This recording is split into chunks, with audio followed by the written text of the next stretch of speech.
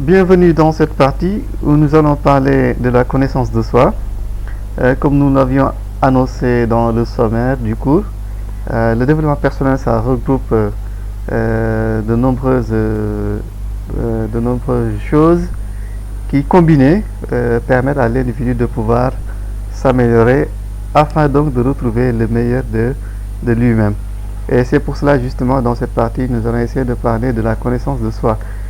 Pourquoi il est important de se connaître dans la vie? Donc nous sommes confrontés à diverses situations et il est important de pouvoir faire face à ces différents types de situations, à ces différentes situations-là. Et donc la connaissance de soi, ça peut beaucoup aider à cela. Alors, pour bien se connaître, il faut se questionner sur soi-même. Donc, et c'est ça qui va nous permettre donc de pouvoir nous libérer, n'est-ce pas? Alors, qui sommes-nous? Donc, il faut se poser ici cette question-là. Qui êtes-vous? Ou bien donc, si je peux vraiment personnaliser davantage, je dirais qui es-tu? Toi qui suis ce cours, cette partie du cours. Donc, who are you? Donc, qui êtes-vous? Vraiment, donc, qui on est? Et donc là, c'est une question qu'on doit se poser avant d'aller plus loin. Alors maintenant, pour répondre à cette question, quelle est la meilleure méthode pour y arriver? En tout cas, moi personnellement, je ne dirais pas qu'il y ait une méthode peut-être meilleure qu'une autre. Je vous laisserai le choix de vous questionner, n'est-ce pas, individuellement. Donc chacun peut se questionner individuellement, se poser la question à soi-même et essayer de trouver la réponse. Si vous voulez même, vous pouvez donc mettre cette vidéo en pause et voilà, réfléchir donc à cette question. Mais sauf que peut-être je vais un peu vous aider quand même parce que normalement je pense que si vous êtes là, c'est parce que je pense que voilà, vous avez besoin peut-être d'un tout petit coup de pouce, n'est-ce pas, pour pouvoir mieux vous découvrir.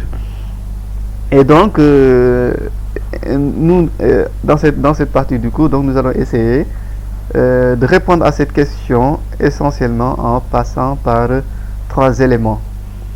Donc pour se connaître, comme je l'ai dit tout à l'heure, on peut passer par plusieurs chemins. Mais ici, nous essentiellement, nous allons en utiliser 3. Donc le premier élément qui peut nous permettre de savoir qui nous sommes, c'est tout simplement la question de notre physique. Parce qu'en fait, quand on demande qui on est, d'abord, nous-mêmes, qui on est, quand on vous demande qui vous êtes, le premier élément, je pense, qui saute à l'œil, que vous allez trouver, c'est d'abord votre physique. C'est-à-dire donc la matière. Parce qu'un individu, une personne, c'est constitué de beaucoup de choses, n'est-ce pas? Mais l'élément que l'on remarque en premier lieu chez une personne, c'est d'abord son physique. Une personne, c'est d'abord un corps, n'est-ce pas? Et j'ai l'habitude de dire que, en fait, cet élément n'est pas le moins important. Parce qu'en fait, le corps, déjà, l'être humain, donc à travers sa morphologie, à travers, n'est-ce pas, la matière, son corps, déjà ça permet de le classer et de le distinguer des autres êtres qui existent. Parce que si on prend un homme, je vous mets à côté ici l'image d'une personne, n'est-ce pas? Donc je vous mets à côté également l'image par exemple d'un cheval ou bien l'image d'un arbre.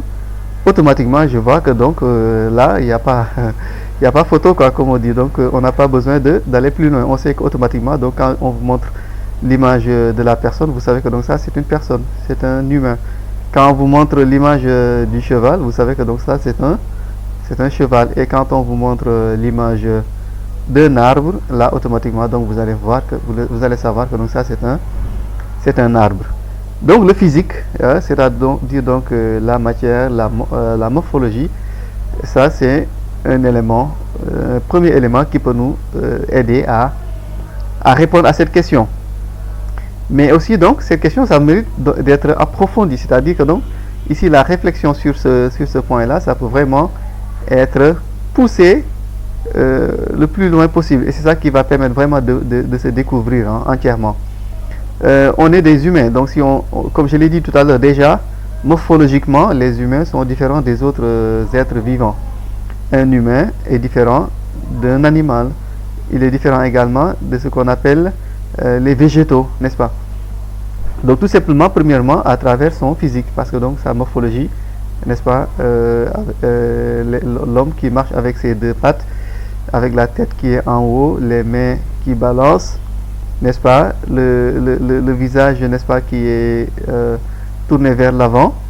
Voilà, donc ça c'est des choses qui, n'est-ce pas, ne partagent pas avec beaucoup d'autres créatures, sauf peut-être le singe qui a quand même une morphologie un peu proche de celle de l'humain.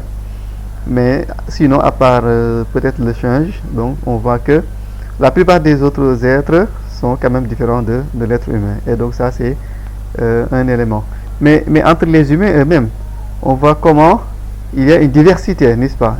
On voit comment il y a une diversité. On voit que sur Terre, il existe des races. Et d'ailleurs même ça, c'est un point souvent qui amène des problèmes. Et pourtant, je pense que normalement, ça ne devait pas créer des problèmes, parce que les Américains, les anglophones ont l'habitude de dire que donc variety is the spice of life. Donc la variété, c'est ça qui fait le piment de la vie. En fait, c'est ça qui fait vraiment le sens de la vie. Normalement, ça devait être quelque chose qui rapproche davantage, plus que ça n'éloigne. Parce que sur cette terre, comme je le disais tout à l'heure, nous avons des Africains, nous avons des Asiatiques, nous avons des Occidentaux, nous avons des Américains. Et donc, on voit comment il y a cette diversité-là, n'est-ce pas, entre ces races. Les Africains qui sont de teint noir, n'est-ce pas, les Américains, en fait je parle des Américains autochtones, c'est-à-dire les premières populations qui ont peuplé les Amériques, les Indiens notamment, qu'on appelle aussi les peaux rouges. On a aussi les Occidentaux donc les Blancs, qu'on appelle souvent les Blancs, les Asiatiques, qu'on appelle également les peaux jaunes. Donc tout ça c'est une diversité qui existe chez les humains, donc entre eux. Et même si on prend également toujours, si on parle toujours de cette morphologie-là, on voit également que un individu est différent d'un autre à travers, par exemple, sa taille, sa corpulence, n'est-ce pas, la forme de ses yeux, de ses cheveux, n'est-ce pas, la couleur des cheveux, etc. Et donc tout ça, c'est des choses vraiment qui nous distinguent. Mais ce physique-là aussi, bien sûr, c'est un élément important, parce que ça détermine en fait notre futur et également notre avenir.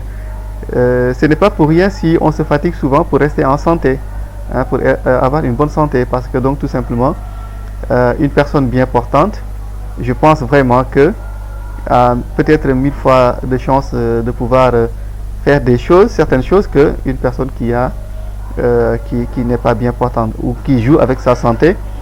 Voilà, et donc là c'est un point vraiment essentiel. L'autre élément qui nous permet de nous connaître, c'est ce qu'on appelle donc le caractère. Le caractère, pourquoi le caractère? Parce qu'effectivement le caractère, ça fait partie aussi de l'humain, de l'homme. Le caractère, c'est pas quelque chose qu'on voit. Comme je vous ai dit tout à l'heure, l'humain, c'est des choses qu'on voit, mais également c'est des choses qu'on ne voit pas. Le caractère, justement, fait partie de ces choses-là qui sont en nous, mais que peut-être on ne voit pas comme ça à l'œil nu. Les caractères, nous avons tous des caractères. Nous avons tous des caractères. Et d'ailleurs, il y en a des bons, mais aussi il y en a des mauvais. Chacun d'entre nous, si nous nous posons vraiment sincèrement la question, nous allons voir que nous avons des bons caractères, mais aussi nous avons des mauvais caractères. Par exemple, si je peux juste donner quelques exemples, une personne colérique, une personne égoïste, une personne méchante, Ah, donc tout ça, par exemple, ce sont des mauvais caractères qui sont pourtant que certains individus ont. Mais aussi, il y en a des bons. La générosité, hein, l'empathie, n'est-ce pas, la sympathie. Donc tout ça, par exemple, ce sont des bons caractères. Et là, le travail, c'est vraiment individuel. Hein. Donc ici, le travail, c'est vraiment le travail qu'il faut faire, c'est vraiment un travail personnel et un travail individuel. Donc, il faut s'asseoir seul et se poser la question donc quels sont mes caractères. Voilà, quels sont les caractères que j'ai. Quels sont mes beaux caractères. Pourquoi pas, même s'il le faut, prendre un stylo et une feuille ou bien un cahier et se mettre quelque part et se poser la question et noter. Donc se demander quels sont ses beaux caractères, les citer. Quels sont ses mauvais caractères, les lister, n'est-ce pas, les lister. Quels sont ses beaux caractères, on les liste. Quels sont, il faut vraiment faire ce travail-là parce que c'est un travail personnel. Et donc il faut vraiment pour vraiment répondre à cette question-là. Et surtout la question des caractères, des bons et des mauvais caractères, se mettre quelque part, prendre un stylo s'il le faut, une feuille ou bien un cahier, ou bien peut-être même, bon, si on pense que peut-être c'est inutile d'écrire, mais quand même on peut se mettre quelque part et vraiment se parler à soi-même. Et essayer maintenant ici de se poser cette question-là, quels sont mes mauvais caractères, essayer de lister, même si c'est dans la tête, hein, et également essayer de voir également quels sont nos mauvais caractères. Et ici, ce qu'il faut savoir, c'est que donc il faut vraiment un travail. Hein. Nous avions dit dans l'introduction que le développement personnel, ça consiste à se découvrir, n'est-ce pas? En tout cas, donc, et ainsi de pouvoir aussi s'améliorer. Et donc ici, en fait, le travail, ça consiste pas. Le travail ne consiste pas seulement à faire le listing de ses bons et de ses mauvais caractères, mais c'est après cela, justement, il y a un travail à faire. Il faut maintenant essayer de travailler sur les mauvais caractères. Hein, parce que donc je pense que il n'existe pas de personne à 100% parfait, 100% parfaite, n'est-ce pas? Mais quand même, nous pouvons au moins nous rapprocher de la perfection. Même si nous ne sommes pas parfaits, nous pouvons quand même essayer de nous rapprocher de la perfection le maximum possible, au maximum possible. Et donc là, après le travail de l'identification ou de la connaissance de ces mauvais et de ces bons caractères, mais après ce travail-là aussi, il y a un autre travail qui va consister maintenant à donc faire des efforts pour essayer justement de changer les mauvais caractères et de les transformer en bons caractères, mais aussi faire également tout son possible pour sauvegarder les bons caractères que nous avons, n'est-ce pas? J'ai l'habitude par exemple de donner un exemple pour vous dire que en fait il y a un danger à ne pas faire des efforts sur certains mauvais caractères que nous avons. Par exemple l'égoïsme. Si nous prenons l'exemple de l'égoïsme, nous allons voir que c'est un mauvais caractère que nous pouvons avoir, mais si nous ne faisons vraiment rien, cela peut dépasser, donc ce caractère-là peut se transformer carrément en pathologie, en maladie. Et par exemple, il y a une pathologie qu'on appelle le narcissisme, qui est vraiment de l'égoïsme très avancé, hein, n'est-ce pas? Et donc voilà, pour vous montrer que ce qui constitue donc justement un exemple parfait pour vous montrer que il est important de travailler sur ces mauvais caractères, parce que si nous ne le faisons pas, n'est-ce pas, nous risquons de voir par exemple ces mauvais caractères-là qui peuvent évoluer et qui peuvent se transformer carrément en maladie, en pathologie. Et justement, c'est pour cela donc il est important de se connaître et de connaître son physique, mais aussi de connaître son caractère. Et enfin, donc le troisième élément, c'est ce qu'on appelle le style. Le style, c'est aussi un élément qui nous différencie des autres. Le style, c'est la façon de faire, c'est la façon de voir les choses, de se comporter. Voilà, donc, et ça aussi, on voit que chacun a son style différent. Si on prend les humains dans leur globalité, les Africains ont leur style. Hein, et ça dépend, ça vient de la culture, ça vient des connaissances, ça vient de son environnement. Donc tout ça, ce sont des choses qui contribuent, qui forgent le style de l'individu. Déjà, si je prends un exemple, on voit que par exemple le style vestimentaire, tous les peuples qui se trouvent dans ce monde, chaque peuple a sa façon de faire, n'est-ce pas? Les Asiatiques, ils ont leur tenue traditionnelle. Les Occidentaux également ont leur tenue traditionnelle, les Africains également. Voilà, et donc ça c'est le style qui fait également partie des éléments qui nous différencient des autres. Et donc, ici aussi cette phrase de Sun Tzu, vraiment donc nous interpelle sur l'importance de la connaissance de soi. Donc Sun Tzu qui est un ancien général de guerre, n'est-ce pas, un chef de guerre chinois, donc voilà, donc qui disait qui connaît l'autre et se connaît en sans combat ne sera point défait. Qui ne connaît l'autre mais se connaît sera vainqueur une fois sur deux. Qui ne connaît pas plus l'autre qu'il ne se connaît sera toujours défait. Et voilà, et donc cette phrase qui nous montre vraiment l'importance de la connaissance de soi. Il faut se connaître pour pouvoir même avoir des relations avec les autres, pour pouvoir, n'est-ce pas, mieux gérer ses relations sociales. Et donc tout ça, c'est des choses qui dépendent de la connaissance de soi, n'est-ce pas? Et donc ainsi, il faut vraiment faire des efforts sur cet aspect-là, sur ce point-là, se demander vraiment qui on est, qui nous sommes, n'est-ce pas? Par exemple, se poser des questions sur des choses vraiment terre à terre.